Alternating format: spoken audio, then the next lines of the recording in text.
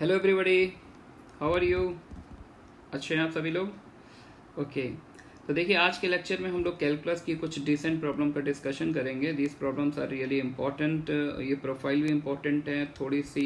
ये out of the box type की कुछ प्रॉब्लम्स हैं। जैसे प्रॉब्लम नंबर 1 की बात करें तो एक एक्स्ट्रॉर्डनरी प्रॉब्लम है, तो इनका 1 बाय 1 अपन डिस्कशन लेते हैं, ठीक है ना। तो देखिए आप लोग किस तरह से इनको सॉल्व करते हैं। देखिए प्रॉब्लम नंबर 1 में आपको एक लिमिट सॉल्व करनी, limit n tending to infinity n upon ln 5 raise to the power एक डेंजरस सा नंबर दिख रहा है -1। अब बात है कि इसका बेसिक आइडिया क्या है, कैसे इस क्वेश्चन में हमको स्टार्ट लेना चाहिए। तो सबसे ज़्यादा प्रॉब्लम मेरे को इस टर्म को देखकर हो रही है कि अपन इस पर वर्क कैसे करेंगे। ये तो समझ में आ गया, ये कोई प्रोफाइल बन रहा है 5 टू दी पावर fx -1 और n को नीचे ले जाएंगे, लेकिन मेरे को ये चेक करना पड़ेगा क्या ये नंबर 0 को टेंड कर रहा है ना। तो इसको सर्च करते हैं इस नंबर को, तो इसको देखकर एक फील आती है एक्सपेंशन की e to the power x की।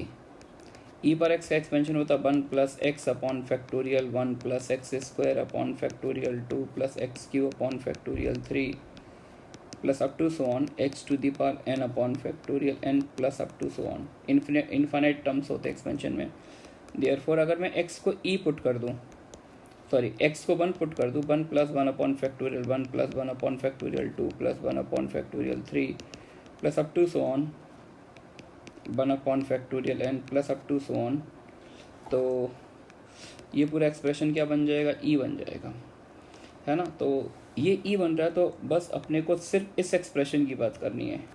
तो ये वाले एक्सप्रेशन की बात करेंगे तो ये e जो होगा इससे बड़ा होगा ना।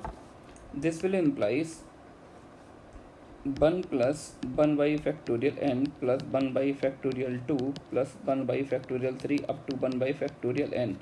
इस सीरीज का सम जो होगा वो e से छोटा होगा, डेफिनेटली e से छोटा होगा। अब जैसा कि मैं देख पा रहा हूँ, ये जो एक्सप्रेशन मैंने ऊपर लिमिट में लिख कर दिया, इसमें nth ऑर्डर की सॉल्व है, nth ऑर्डर का रूट है, तो इसमें पावर 1 by n रेस कर दिया दोनों side. This will implies nth root of 1 plus 1 by factorial 1 plus 1 by factorial 2 plus up to so on 1 by factorial n less than e raised to the power 1 by n। ठीक है बच्चों। और अगर हम लोग कंप्लीट टर्म की बात कर लें, थोड़ा सा और एक्स्ट्रा वर्क कर लेते हैं, 1 भी सब्ट्रैक्ट कर सकते हैं यहाँ पर। तो अगर हम 1 को फर्दर सब्ट्रैक्ट भी करते हैं यहाँ से, तो this quantity will less than this. तो जो 5 की पावर में एक्सपोनेंट में जो एक्सप्रेशन दिख रहा है उसका मैंने अपर बाउंड निकाल लिया, है ना। अपर बाउंड आ गया है। नाउ अब मैं ट्राई करूँगा इस एक्सप्रेशन का लोअर बाउंड निकाला जाए। लोअर बाउंड कैसे निकालेंगे? अब लोअर बाउंड निकालने के लिए फिर से एक एक्स्ट्रॉर्डनरी थॉट है यहाँ पर। 1 plus 1 by n to the power n, इसका बाइनोमियल एक्सपेंशन कर रहे हैं। अंडरस्टूड है कि यहाँ पर ये जो n है, ये n एक नेचुरल नंबर है। बिकॉज नेचुरल नंबर इसलिए बिकॉज यहाँ पर देखिए nth ऑर्डर के सॉल्व है, तो यहाँ पर जो इस तरह से जो टर्म लिख कर दिया जाता है, ऑब्वियस ही बात है उसकी डोमेन क्या होती है, नेचुरल नंबर। n 2 3 4 5 6 कुछ हो सकता है। तो जो हम यहाँ पर बाइनोमियल थ्योरम यूज़ करेंगे वो हम JIT वाली मतलब नेचुरल पॉजिटिव इंटीग्रल इंडेक्स वाली बाइनोमियल थ्योरम यूज़ करेंगे। तो 1 plus NC1 into 1 by n NC2 1 by n square plus up to so on NCN into 1 by n की power n, something like that, है ना। तो 1 plus NC1 यानी n हो जाएगा n into 1 by n। NC2 क्या होता है n into n minus 1 upon factorial 2 into 1 by n square. NC3 एक टर्म और लिख लेते हैं n minus 1 n minus 2 upon factorial 3 into 1 by n cube plus up to one 1 upon n की power n। ऐसा कुछ बन जाएगा, ठीक है ना। तो यहाँ से अगर हम देखें तो ये वाला टर्म तो 1 बन जाएगा। अब n into n minus 1 upon n square, तो न्यूमरेटर में है n square minus n, denominator में n स्क्वायर। तो जो थर्ड टर्म होगा इसको अगर मैं बाउंड करना चाहूँ तो 1 प्लस 1 बाई n की पावर n लेस देन, है ना। इसका मैं क्या निकाल रहा हूँ, लोअर बाउंड निकाल रहा हूँ, सॉरी अपर बाउंड।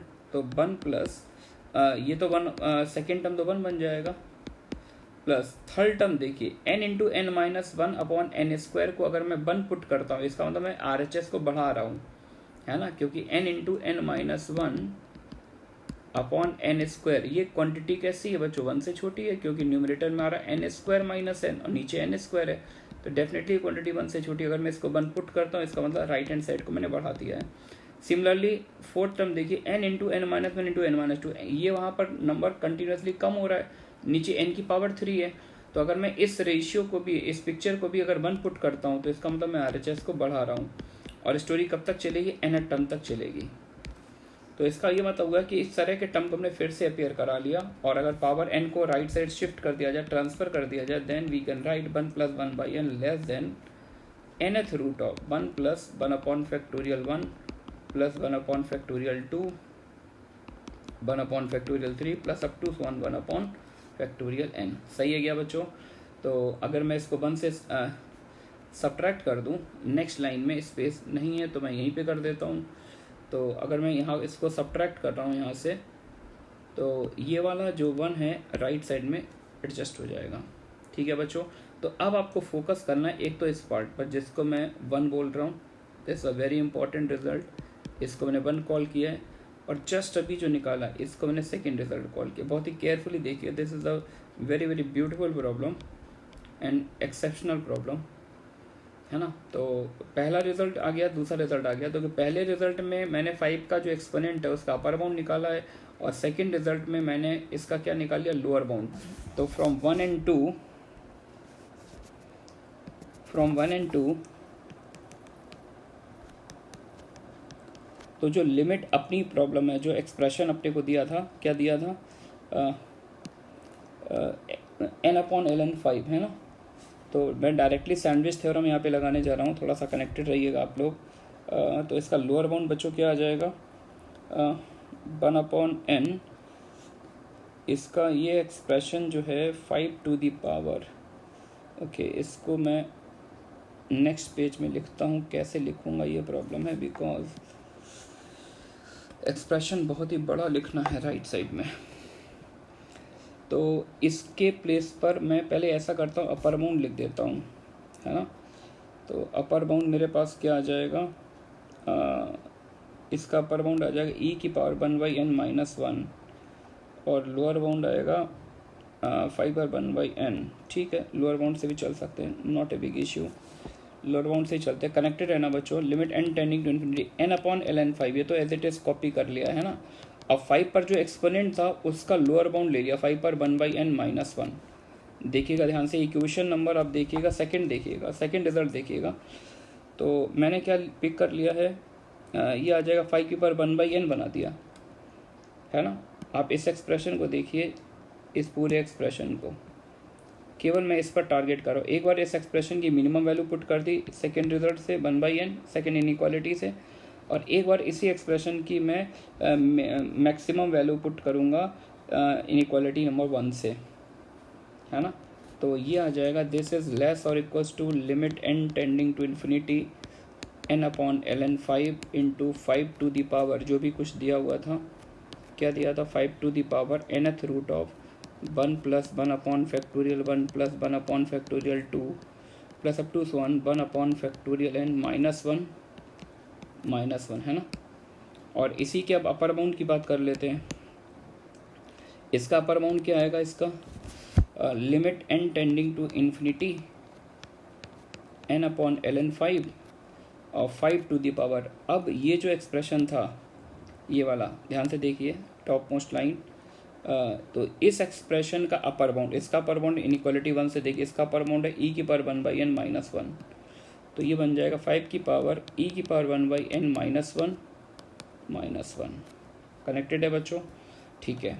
अब यार ये लिमिट सॉल्व करनी थी, तो सबसे पहले मैं लेफ्ट हैंड साइड वाली लिमिट की बात करूँ, तो लेफ्ट हैंड साइड वाली लिमिट की जो है लेफ्ट मोस्ट पार्ट जो है, उसको मैं क्या ऐसे लिख सकता हूँ, 5 की पावर 1/n माइनस 1, और n को नीचे ले जाके 1/n लिख दिया, और 1/ln5 बाहर लिख दिया। तो ये स्टैंडर्ड लिमिट बन गई 5 की power fx minus 1 upon fx। ये लिमिट क्या होती है, ln5, और ln5 नीचे भी है, तो लेफ्ट मोस्ट पार्ट वाली लिमिट 1 आ गई। अब राइट मोस्ट पार्ट वाली लिमिट की बात करते हैं। Limit n tending to infinity n upon ln5 into 5 to the power e की पावर 1/n माइनस 1, थोड़ा सा इसका ओरिएंटेशन चेंज हो रहा है। इसको ऐसे लिख दिया 5 की power e raise to the power 1/n -1 अब इसी टर्म से नीचे डिवाइड दे दिया, फोकस करिएगा, e पावर 1/n e की पावर 1/n -1 है ना, इनटू इससे ऊपर मल्टीप्लाई कर दिया e की पावर 1/n -1 और ये जो बाहर n लिखा था उसका नीचे डिवाइड दे दिया और एक ln5 और था इनटू 1/ln5 यहाँ एडजस्ट कर दिया। अब आप ये वाली लिमिट देखिए, ये वाली लिमिट क्या बन जाएगी 5 की पावर fx -1 fx, ये तो ln5 बन गया और ये वाला ln5 नीचे ln5 से कैंसिल हो गया और ये जो ऊपर वाला n था वो n नहीं बनेगा, नीचे लाएंगे तो ये 1/n बन जाएगा। तो ये भाई स्टैंडर्ड लिमिट बन गई यार, e की power fx -1 fx is ln e that is 1। तो लेफ्ट मोस्ट पार्ट की लिमिट 1 आ रही है, राइट मोस्ट पार्ट की लिमिट भी 1 आ रही है, देयरफॉर बाय सैंडविच थ्योरम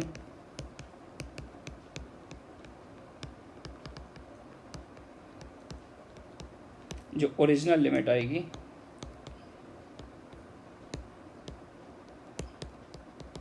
वो भी 1 आ जाएगी। Is that okay? Okay, move करते नेक्स्ट प्रॉब्लम पर। Let f from R to R be such that f of fx equals to 2 raised per x minus 1, then find the value of f0 plus f1। ये भी एक बहुत ही अच्छी problem है, normal generally solve नहीं होती है, इसके बहुत अच्छे लेवल का आपका टच चाहिए। f ऑफ fx इवन है ना, और 2 रेज पर x minus 1, f0 plus f1 निकालना है। फाइट यार ये इसमें फंक्शन में डायरेक्टली गिवन नहीं है, कंपोजिट फंक्शन की रिप्रेजेंटेशन दे रखी है। तो अब यहाँ से हम f0 f1 कैसे निकालेंगे? First of all f of fx अपने पास है 2 रेज पर x माइनस 1, तो मैंने x को fx से रिप्लेस कर दिया, रिप्लेस x बाई fx। तो जब x को मैं fx से रिप्लेस करूँगा तो अंदर सीन आ जाएगा f of fx equal to 2 power fx minus 1। तो जो अंदर fx बना हुआ है ये f ऑफ fx, इसकी डेफिनेशन क्या थी? इसकी डेफिनेशन थी 2 पावर x माइनस 1। तो यहाँ से एक इन्फॉर्मेशन मिल गई, f ऑफ 2 की power x minus 1, 2 power fx minus 1। ये लाइन कुछ बच्चे सोच सकते हैं कि इस तरह के क्वेश्चंस हम लोगों ने पहले भी सोर्सेस में पढ़े होंगे, किए होंगे। आप लोगों ने जो अच्छे स्टूडेंट एटलीस्ट उन्होंने तो ऐसे क्वेश्चन किए ही होंगे। यहाँ तक पहुँच गए। अब बात करते हैं अपने को फोकस किस पर करना है बच्चों? f0 f1 को पिक्चर में लाना है। अब इनको इंट्रोड्यूस कराने के लिए मैंने एक काम किया यार, x को 0 पुट कर दिया, x को 0 पुट करेंगे 2 पर 0 1 बन जाएगा, f ऑफ 0 2 की power f0 minus 1, f0 picture में आ गया, f1 पिक्चर में आना था, एक बार x को 1 डाल दिया, तो f1 इक्वल्स टू 2 की पावर f1 माइनस 1 है ना। तो ये दो रिजल्ट मिल गए, f0 और f1 कुछ इस तरह से आ गए, एक्सपोनेंशियल फॉर्मेट में है। लेकिन अब क्या आप यहाँ से हम f0 f1 पर कोई कमेंट कर सकते हैं? लगता तो नहीं है। यहाँ से फर्दर डायरेक्टली कुछ दिख रहा है, लेकिन इन दोनों रिजल्ट की सिमेट्री कुछ कह रही है यार। अगर हम इनकी सिमेट्री को माइन्यूटली ऑब्जर्व करें तो कुछ ना कुछ मीनिंगफुल कलेक्ट कर सकते हैं, है ना। By the symmetry of above two result we consider the function t equals to 2 raise पर t माइनस 1। एक इक्वेशन मैंने कंसीडर कर ली, t इक्वल्स टू 2 रेज पर t माइनस 1। देखिए पहला रिजल्ट भी इसी फॉर्मेट, t को f0 डाल दीजिए, पहला सेटिस्फाई हो जाएगा, t को f1 डाल देंगे, दूसरा सेटिस्फाई हो जाएगा। यानी इस इक्वेशन के जो दो रूट आएंगे वो दो रूट क्या होंगे? f0 और f1, ठीक है ना। अब ये देखते हैं कि यार इस इक्वेशन के कितने रूट होंगे। तो ऐसे क्वेश्चन को हम लोग क्या करते थे? ग्राफिकली सॉल्व करते थे। आप रिकॉल कीजिए, आपके टीचर्स ने आपको पढ़ाया होगा, fx equals to gx kind के कभी भी नंबर ऑफ सोल्यूशन निकालने हो, then what we do, we plot both the graph y equals to fx and y equals to gx on same set of axes and then find the number of point of intersection. अपन क्या करते हैं? दोनों graph को एक साथ एक ही access पर प्लॉट कर देते हैं, फिर ये देखते हैं ये दोनों ग्राफ कितने पॉइंट पर इंटरसेक्ट करते हैं।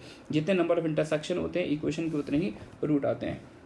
तो ये डिपेंड करता है आप पर कि आप इक्वेशन को किस तरह से डील करना चाहते हैं। 2 पावर t को मैंने t+1 ऐसे कुछ लिख दिया और मैं इसमें थोड़ा सा कंफर्टेबल फील कर रहा हूँ। चलिए ग्राफिकली देखते हैं। तो एक बार मैंने 2 पावर t का ग्राफ बना लिया, this is a graph of y equals to 2 raise to the power t। और एक बार मैंने बनाना है graph y equals to t+1 का, y equal to t+1, t+1, t को 0 डालेंगे तो 1 आएगा, यानी यहाँ से पास होगी लाइन। और -1 पर 0 दे देगा यहाँ से। तो ये लाइन कुछ इस तरह से पास होगी, सॉरी यार,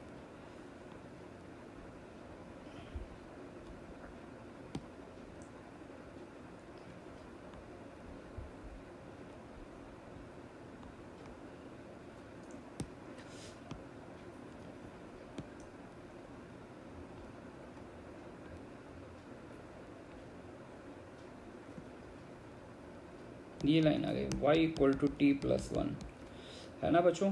अच्छा ये कैसे पता यार, ये 2 पॉइंट पे कट करे, एक पॉइंट तो दिख रहा था, एक पॉइंट ऐसे दिख रहा था जैसे मैंने t को 0 डाला है, तो t को 0 डाला तो ये ग्राफ भी 1 हाइट देगा और लाइन वाला ग्राफ भी 1 हाइट देगा। दूसरा ऑब्जर्वेशन आप यहाँ से निकाल सकते हैं कि अगर मैं t को 0 डालूँ तो भी सेटिस्फाई हो रही है, t को 1 डालूँ तो भी सेटिस्फाई हो रहा है। t को 1 डालेंगे तो ये इधर लेफ्ट हैंड साइड भी 2 देगा, राइट हैंड साइड भी 2 देगा। तो ये लाइन इस ग्राफ को 2 पॉइंट में इंटरसेक्ट करेगी और इन दो के बाद तीसरा पॉइंट कोई भी नहीं आएगा, ये इंश्योर कर सकते हैं क्या आप?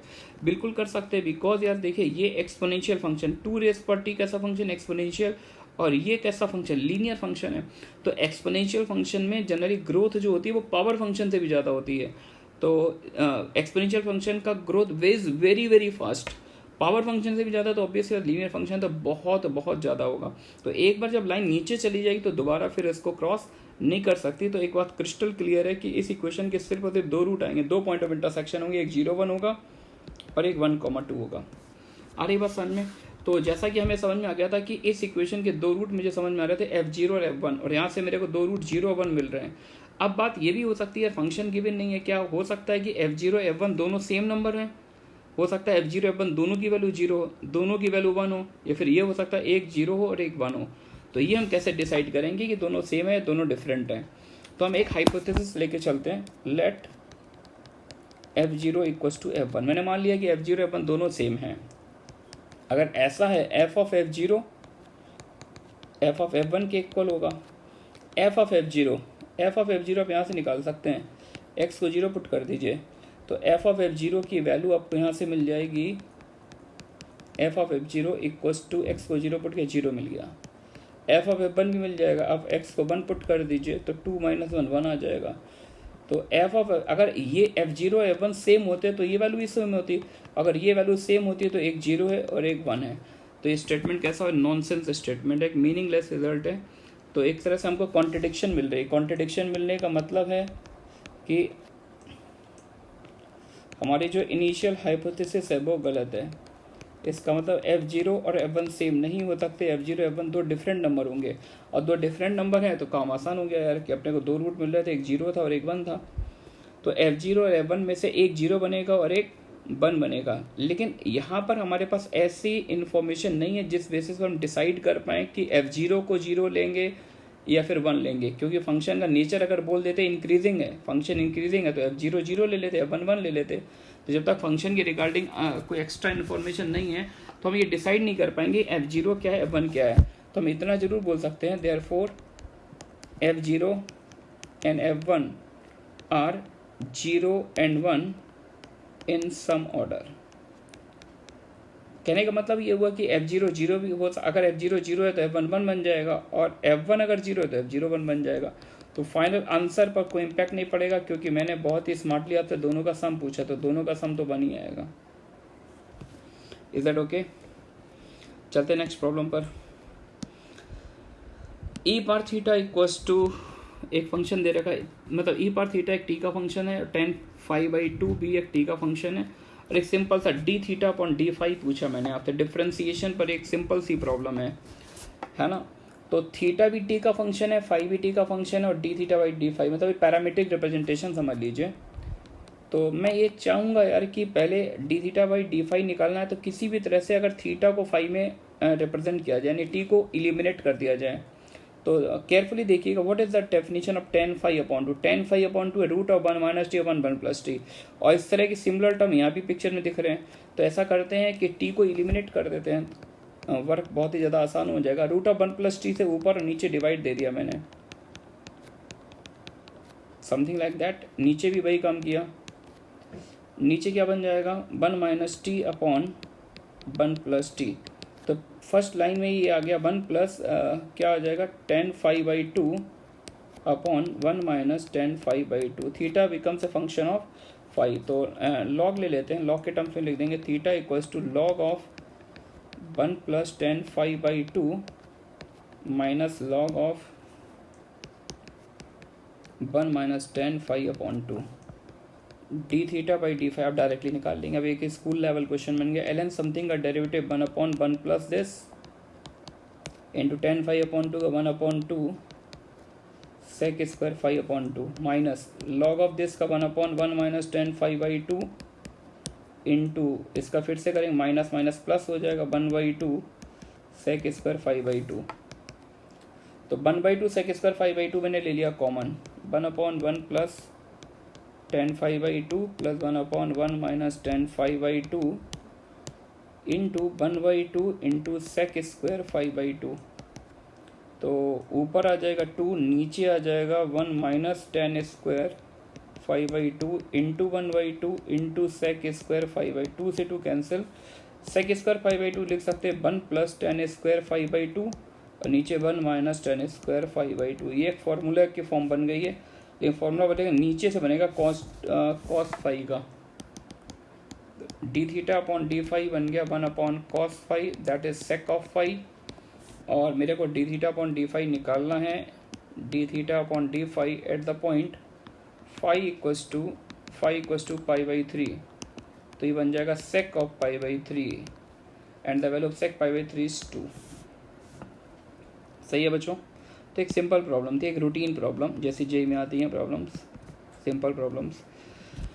Next question, let f x and g x be two differential function defined as f x equals to x square plus x g dash one plus g double dash two and g x x dash. तो थोड़ी सी tricky problem है, बहुत ज़्यादा भी tricky नहीं है।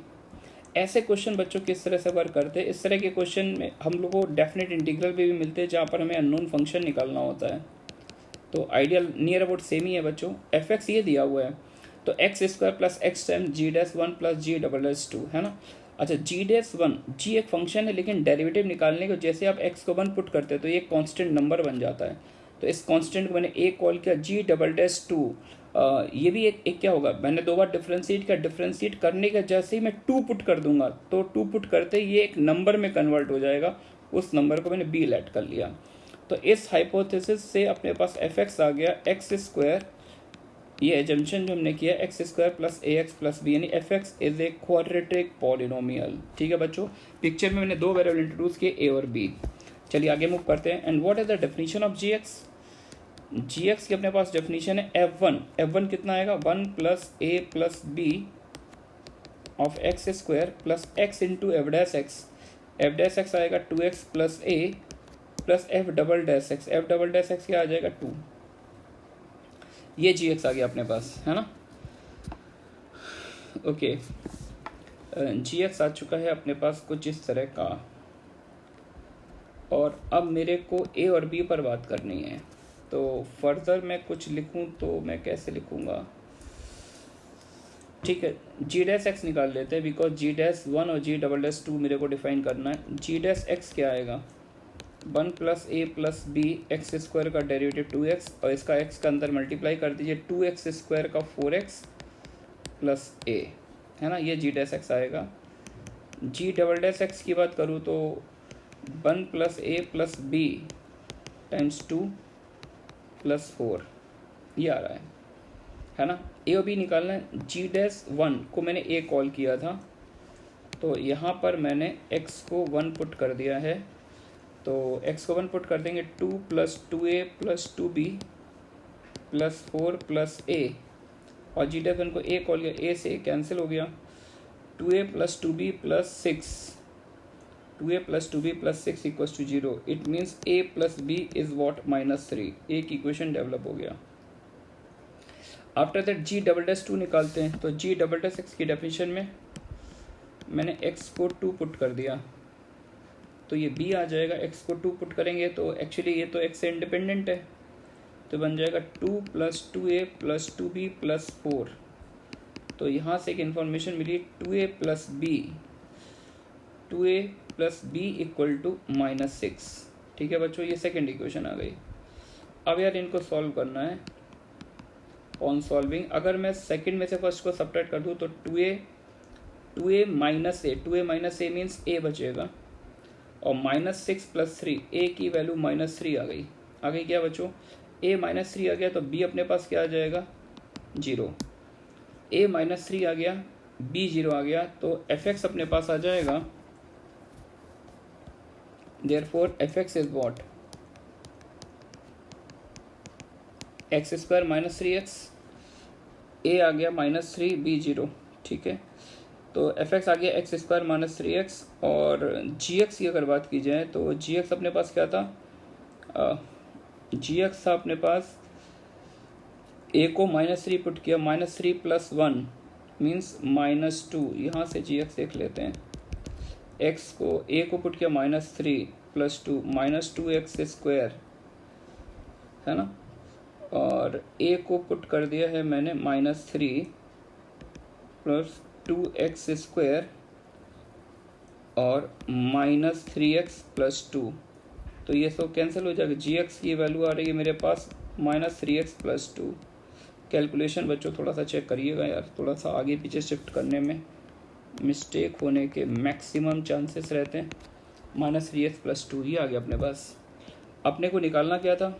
अपने को निकालना था f1 + g of -1, तो f1 + g of -1, f1 हो जाएगा 1 - 3 और g of -1 हो जाएगा 3 + 2 5, 3 से 3 कैंसिल हो गया, 1 + 2 3। ठीक है बच्चों, तो बाकी बात है कैलकुलेशन की, एक बार चेक जरूर करिएगा। मूव करते हैं नेक्स्ट क्वेश्चन पर। Let fx be a function satisfying f of x equals to f of 100/x for all values of x greater than 0। ठीक है, 1 से 10 तक fx अपॉन x का एरिया 5 दे रखा है, देन द वैल्यू ऑफ 1 से 100 तक का एरिया निकालना है। नॉट ए बिग डील, एक सिंपल क्वेश्चन है, और इस तरह के क्वेश्चन जे मेंस में भी एक्सपेक्टेड है। ऐसे आते हैं बच्चों जे मेंस में क्वेश्चन, जे एडवांस में भी आ सकता है। जे एडवांस के लेवल से देखें तो इजी क्वेश्चन है, जे मेंस के लेवल से परफेक्ट क्वेश्चन है। तो कैसे करना है? सबसे पहले यार ये जो रिलेशन गिवन है इसका इंपॉर्टेंस इस पिक्चर में, ये सीन मेरे को पिक्चर में अपेयर कराना है।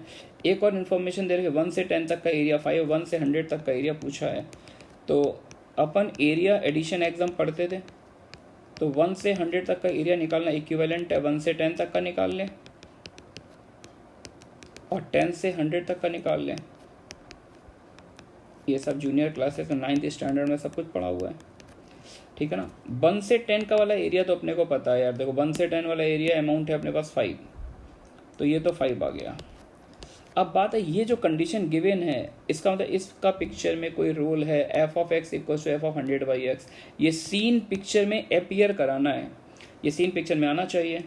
तो इसको लाने के लिए मैंने एक काम किया, ये जो सेकेंड इंटीग्रल है इसमें एक सब्स्टिट्यूशन कर दिया। यहाँ पर जो अंदर x दिख रहा है, इस x को मैंने 100/x, ये वाला सीन लाना था 100/x, तो 100/x को देखते हुए इस स्पॉट पर मैंने x को पुट कर दिया 100/t, है ना बच्चों। x को 100/t पुट कर दिया, तो ये बन जाएगा f of 100/t, नीचे वाला x बन जाएगा 100/t, और dx निकाल लो यहाँ से, dx आ जाएगा -100/t² इंटू dt।